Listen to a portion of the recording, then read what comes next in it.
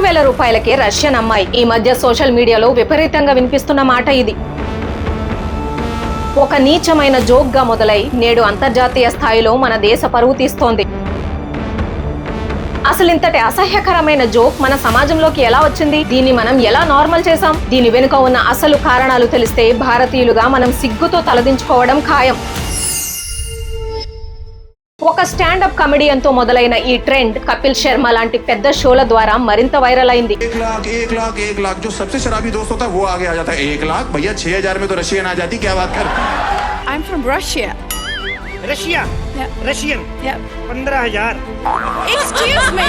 ఆపై ఇన్ఫ్లుయెన్సర్లు రీల్స్ చేయడం, మీమ్స్ పేజీలు వాడుకోవడం. भाई तू ही रिलेशनशिप के चक्कर में पड़ा था. मैंने तो पहले ही कहा था 6,000 में रशियन आ जाएगी. చివరకు దీనిపై అసభ్యకరమైన పాటలు రావడం కూడా జరిగిపోయింది. జోక్ వరకు అయితే పర్వాలేదు, కానీ ఇది కొందరి బుర్రలోకి ఎంతలా ఎక్కిందంటే రోడ్లపై కనిపించే విదేశీ మహిళలను, ముఖ్యంగా తెల్లటి అమ్మాయిలను వస్తువుల్లా చూడటం మొదలు పెట్టారు. వాళ్ల ముఖం మీదే 6,000 రూపాయల రష్యన్ అని కామెంట్ చేయడం. 150 रुपए मिल रही है आप सबको. ये 150 रुपए में, ये 150 की, ये 200 की, ये 500 रुपए की है, ये 300 रुपए की है. వెంబడించడం, బలవంతపు సెల్ఫీలు దిగడానికి ప్రయత్నించడం, అనుమతి లేకుండా తాకడం లాంటి సంఘటనలకు లెక్కే లేదు. మన దేశ సంస్కృతిని చూసేందుకు విదేశాల నుండి వచ్చే మహిళలు తమ కుటుంబంతో ప్రశాంతంగా తిరగలేని పరిస్థితిని కొందరు కల్పిస్తున్నారు. కొందరు యువకులు ఒక రష్యన్ అమ్మాయిని చుట్టుముట్టి 6,000 రూపాయలు అని కామెంట్స్ చేస్తుంటే ఆమె భర్త నిలదీసిన వీడియోలు చూస్తే మన పరువు ఎలా పోతుందో అర్థమవుతోంది. 6,900 बोले आपने.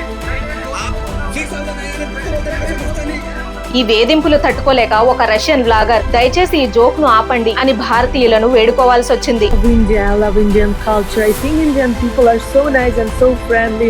So yeah, this is the tiny thing that I'm asking you not to spread this joke anymore, please. అసలు ఈ సమస్యకు మూలం ఎక్కడ ఉందంటే మన సమాజంలో వేల ఏళ్లుగా పాతుకుపోయిన తెల్ల చర్మంపై ఉన్న వ్యామోహంలోనే ఉంది. తెల్లగా ఉన్న వాళ్ళు గొప్ప, నల్లగా ఉన్న వాళ్ళు తక్కువ అని మనల్ని 200 ఏళ్లు పాలించిన బ్రిటిష్ వాళ్ళు మన మెదళ్లలోకి ఎక్కించిన విషయం నుండి, ఆ మానసిక బానిసత్వం నుండి మనం ఇంకా బయటపడలేదు. ఈ బానిసత్వాన్ని మన సినిమాలు, మీడియా దశాబ్దాలుగా పోషిస్తున్నాయి. మన పాత సినిమా పాటల్లో తెల్ల రంగును పొగడటం, హీరో హీరోయిన్లు ఎప్పుడూ తెల్లగా అందంగా ఉండటం, విలన్ లేదా కమెడియన్ నల్లగా ఉండటమే మన సమాజంలోని రంగు వివక్షకు అతిపెద్ద ఉదాహరణ. ఇక ఫెయిర్నెస్ క్రీమ్ యాడ్స్ గురించి అయితే ఎంత తక్కువ మాట్లాడుకుంటే అంత మంచిది. తెల్లగా మారితేనే ఉద్యోగం వస్తుంది, పెళ్ళవుతుంది, జీవితంలో సక్సెస్ అవుతారు అని అబద్ధాన్ని నమ్ముతూ మనల్ని మన చర్మం రంగు మనమే ద్వేషించుకునేలా చేశాయి. షారుఖ్ ఖాన్ లాంటి స్టార్లు కూడా నల్లని వ్యక్తులను కించపరిచే యాడ్స్ లో నటించారు. అంటే నల్లగా ఉన్నవాడు మనిషే కాదా? ఈ ఆలోచన విధానం మన సమాజంలో ఎంత లోతుగా పాతుకుపోయిందంటే ఇంట్లో ఒక పిల్లవాడు పుట్టినప్పుడు అయ్యో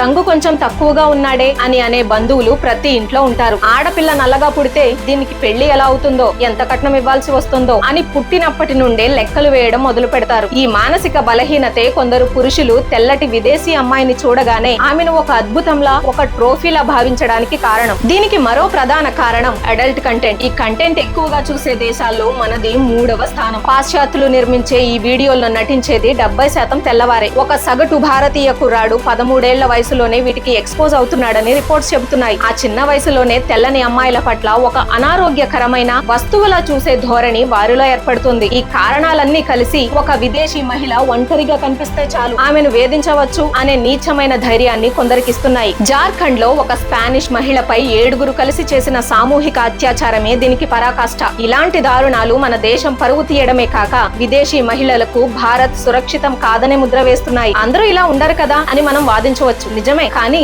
ఆ కొద్ది మంది వల్లే మన పురుషులందరిపై క్రీపీ ఇండియన్ మెన్ అనే ముద్ర పడిపోతోంది. అందుకే ఇకపై ఎవరైనా 6,000 రూపాయల రష్యన్ జోకులు వేసినప్పుడు కిక్కిమని నవ్వడం ఆపాలి. సోషల్ మీడియాలో ఇలాంటి మీమ్స్ ను ఎంకరేజ్ చేయకూడదు. ఇది జోక్ కాదు, ఒక జాతి స్త్రీలను కించపరచడం అని గ్రహించాలి. మన ఇంట్లో మహిళలను వేరే దేశంలో ఇలాగే వేధిస్తే మనం ఊరుకుంటామా? ఊరుకోం కదా. అదే గౌరవాన్ని ఇతర దేశాల నుండి వచ్చే అతిథులకు కూడా ఇద్దాం. ఈ విషయంపై మీ అభిప్రాయం ఏంటో కామెంట్స్ లో చెప్పండి. ఈ సమస్య తీవ్రత గురించి ప్రతి ఒక్కరికి తెలియాలంటే ఈ వీడియోను షేర్ చేయండి. జై హింద్.